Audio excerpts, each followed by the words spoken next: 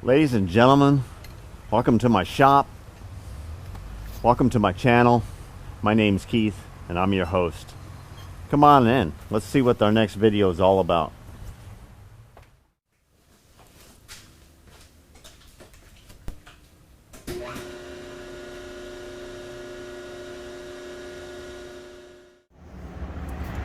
We finished our bore here and fit it with our mandrel, or our broach guide that we're making for this, comparing it to how it fit in the old coupling.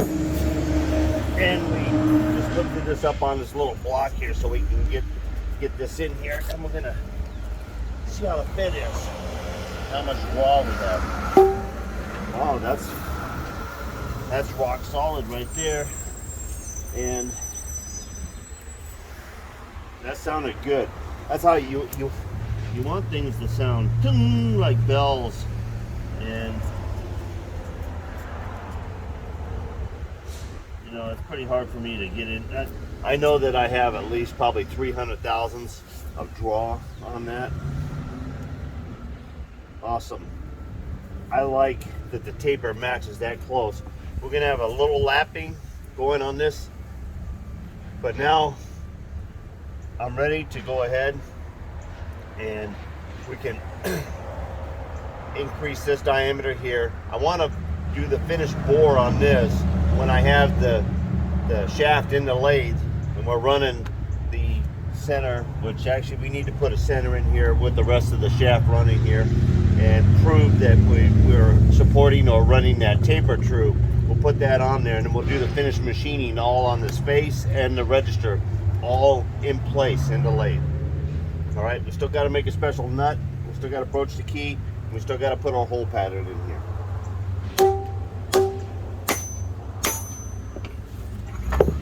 Sounds good. We shut this down a little while ago. It lets the milk or the coolant drain out of the table and stuff. So we're getting ready to pull this out of here. But I wanted to show you that. And this is just a carbide 3/8 end mill that we came in and we whittled this thing out because we didn't really have a whole bunch of stock to grab in on with these two toe clamps here. Regardless, we let this run while we were doing some other things. The minor diameter of the broach is how you gauge the depth of that, and I always like it slightly under so that you always get this started in, and then somewhere around the first tooth is just starting to skip on the bore, and then as you progressively push this through, each tooth is taking a little bit more. We all know how the broaches push through and progressively fit it. I'm real happy with the glide and slide. Not a lot of side play. So I'm real happy with the finish I have inside for pushing this broach as well. All right, so we're going to take this out, but I wanted to show you how it was set up. And I came across and I milled a flat 3/4 inch wide. That gave me center. And then after that, I just took it a couple thousandths on each side until I got that slide that I want to go through here. All right, this is like 766 or something like that, 64 on the width here. So we did have to give it like 15-16 thousandths over the nominal 3/4 to make that broach in here. Nice smooth sides on here. A real clean machine work. It's nice when you can let things run automatically with coolant and you can get this nice finish on here.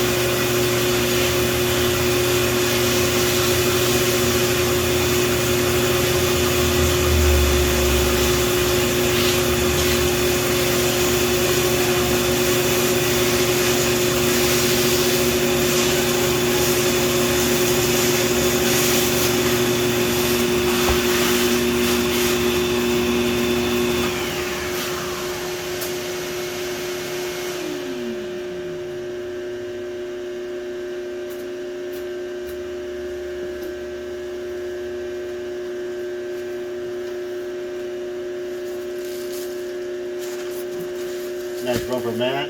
That way, if you're not around, it doesn't damage the part. All right, well, check this out.